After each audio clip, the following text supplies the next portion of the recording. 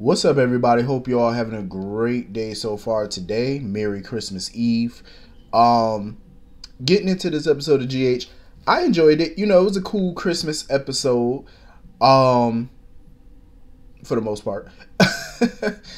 um, I love the scenes with Scott and Liz and Laura and stuff like that. I am so glad that Scott went over there. He still checks up on them. He still considers them family.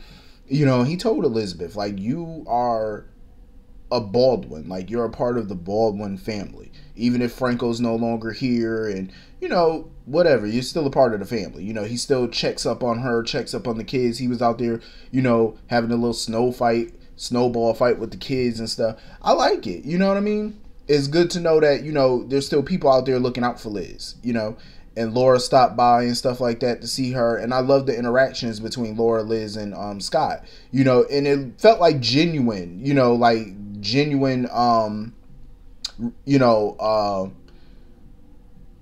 genuine chemistry between all three of them. Like, they're good friends. You could see that, you know what I mean? Like, that just felt so genuine.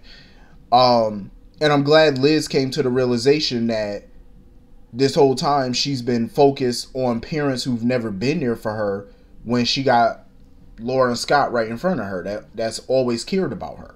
You know what I mean?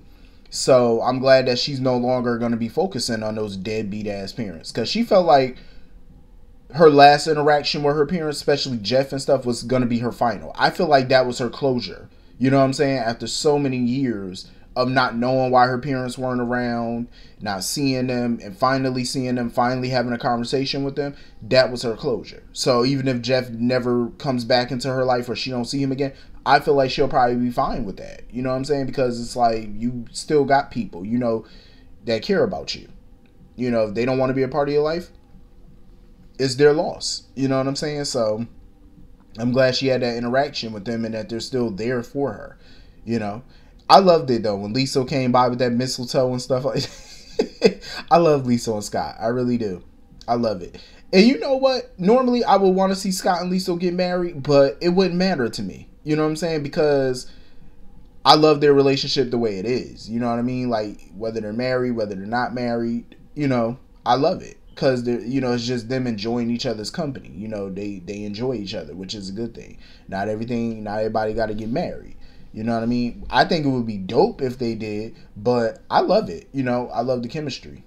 And I'm so here for Scott and Lisa, so I love it. So anyway, moving on from that. I know they mentioned before that Monica was sick, but I'm going to need her to take some Theraflu. Get on up, come downstairs, and get all this riffraff out of her mansion. Because I'm like, you got so many people up in that house. And Olivia just like, oh yeah, come on, come in, Miss Olivia. Last time I checked, your name wasn't on the deed. Why are you inviting all these hungry folk all up in your household, all up in Monica's house? Like, come on now, that's just too many damn people. And I was so irritated when Cody showed up. I said, hide the good silver. Every time Cody come by that house, I'm like, you know what? Just put up all the expensive stuff. Like, hide the paintings and stuff. Put it all up in the attic or something. Because, he like Swiper from Dora the Explorer. Swiper, no swiping. That's how he is. I wouldn't trust him around my good stuff. I'm just saying. Absolutely not. And here Olivia go, oh yeah, come in. Because he was going to have dinner in town. But the roads are messed up right now. Snow and, the roads, can't nobody get through. So it's not a good idea to be out there because you're not going to get through. So Olivia's like, oh, come stay with us. Come have dinner with us and stuff. I'm like, Olivia, go sit down. Ned was like, we ain't got enough food in this house. He was like, we ain't got enough food to feed everybody. And that's the crazy thing. I'm like, I would have thought wealthy people would have been well stocked. Like, especially around the holidays, because you never know who's going to drop by. Especially with roads being messed up and the storms and all that type of stuff. I thought they would have been well stocked. I said, you ain't got no food in the house? And who over there checking on Monica? She got some Theraflu. She got some tea. Like, go check on her. You know what I mean? Like, come on now. Austin was over there. And, just, they had a house full of folk. I'm like, that's just a lot of damn people. I was like, good Lord. Then some little pregnant chick show up. She was doing some nativity scene or whatever like that, and her water done broke. I said, oh, the Lord have mercy.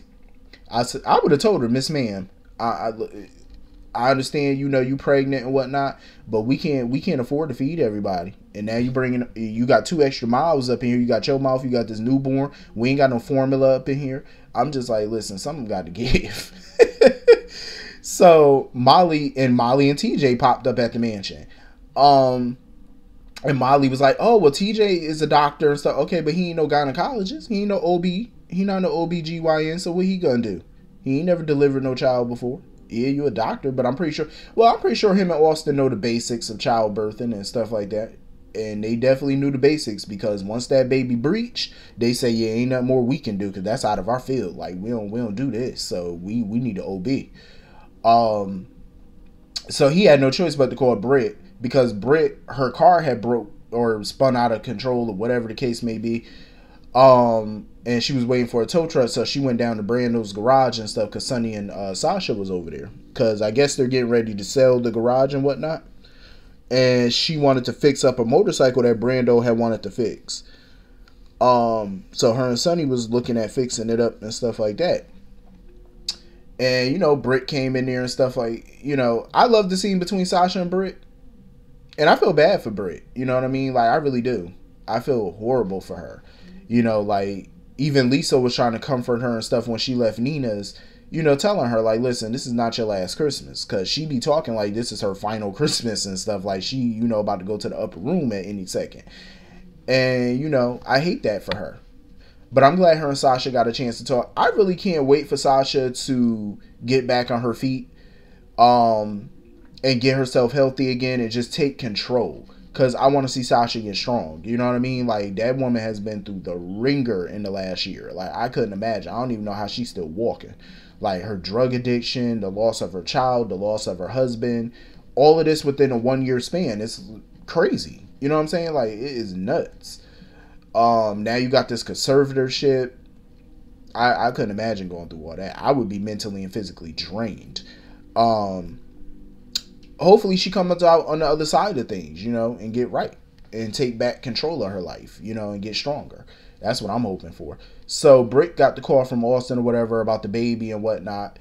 So they jumped on that motorcycle and went over to the Quartermains. And mind you, she done ran over the daggone Monica's flower bed with that damn bike. I'm like, listen, Monica gonna get y'all together when she get better. I'm gonna tell you that right now. Monica need to come back and restore power in that house. She need to restore her own shit. Cause I say you got too many grifters up in here. So Britt ended up, delivering a healthy baby. And it was so beautiful that the lady named the baby after her, Britta Noel. I like it. She named her after her and stuff like that. I thought that was dope. I said, go ahead, Britt got a kid named after her. She got a namesake. I like it. And I know she was honored, because that is a true blessing. So Jordan and, the paramedics finally popped up. And, everybody was like, oh, we should go and stuff. I'm like, yes, TJ, y'all should all go. It's too many people. But, Ned, he was like, nah, it's Christmas. Y'all can all stay and celebrate. So I thought that was dope. Very unorthodox Christmas for the Quartermains, but they're never, is never normal at the Quartermain home. On Thanksgiving, no holiday, hell, no day, period, is ever normal at that house. It's a lot of events happening. So anyway, moving on from that, I was so fucking happy to see my boo, Ellie. I could not believe they got Ellie Trout back up in here, because Spinelli and Georgie went to go see her up in Portland. And they were waiting for Maxie, because Maxie was supposed to be flying out there to spend Christmas with them and stuff. And Maxie got a text that her flight was canceled. And Georgie was not happy about it. She was not having it. That little girl threw a whole fit. Like, she was just stomping off. And I can't blame her, for wanting to be with her parents and stuff on Christmas. So, Nina was trying to call in some favors and stuff like that to see if, they had a hangar open or whatever. And, Maxie had called BLQ to see if, the Quartermains got a jet in Canada and whatnot. And, BLQ hooked it up and was like, yeah, we got a jet over there and whatnot.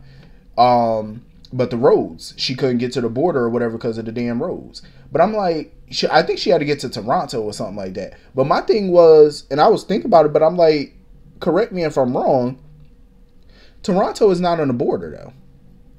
I don't believe Toronto is on the border. But they kept making it seem like that. But I'm like, no, Toronto ain't on the border. So, I'm like, even if you get a boat or whatever, you would still have to drive, I think, 2 hours to Toronto, so you would still have to be on the road. So they hooked that up for her. You know, Austin came through. He got on the phone, called Mason, and was like, listen, I need you to get a boat. So they got the boat, took her to where she had to go. But she had to, I think they dropped her off in Edmonton or something like that.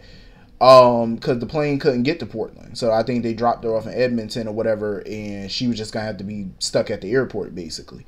And surprisingly, Spinelli and Georgie were at the same airport because they were trying to get a flight out to Port Charles to go be with her. So it was cool that they got reunited and stuff like that. You know, Georgie, of course, was ecstatic. Ellie pretty much pointed it out to Spinelli that she felt like he was falling back in love with Maxie. And I believe he is. I believe he still got strong feelings for her. And, you know, Maxie made it clear, you know, to Nina and stuff like that, that her and Austin just weren't meant to be, because they really weren't. I'm rooting for it. I would not be upset if Maxie and Spinelli got back together. I wouldn't be upset about it. You know what I'm saying? Because at this point, she done struck out in the love department with everybody else. You might as well. I mean, your ex could be your next, so why not? You know what I mean? It was just so damn good to see Ellie. Oh my God. And I was so shocked when her phone rang and the name that came across that damn phone. I said, wait a minute. Her and Griffin Monroe are together. They're a couple. I swear, some of the shit that happens off screen on GH be better than some of the shit that happens on screen. I'm just saying, because I would so be here for Ellie and Griffin relationship. Like, get them back on the show. I would be here for it because I could see it. You know what I'm saying? I was shocked. I mean, if you would have told me this last week, Ellie and Griffin were together, I would have been like, nah. But I need more background. Like, how y'all become a couple? Where y'all meet? You know what I mean? Like, I need more background into this. Like, what's the tea? Like, what's going on here? You know, because I was shocked. I said, what? Ellie and Griffin? I would have never fucking imagined that. Like, ever in my life. Like, oh my God. But yeah, that was pretty much the entire episode. I enjoyed it. You know, it was like a cute little Christmas episode. Everybody trying to get to where they gotta go. People stranded. I enjoyed it. You know what I'm saying? But I'm happy, you know, I love me some Christmas time because it's a chance to just wind down, relax, you know, spend time with who you need to spend time with, even if you're spending time by yourself. Ain't nothing wrong with that. But yeah, I wish you all a merry, merry, merry, merry Christmas. Hope you all have a great weekend. And I will see you all later.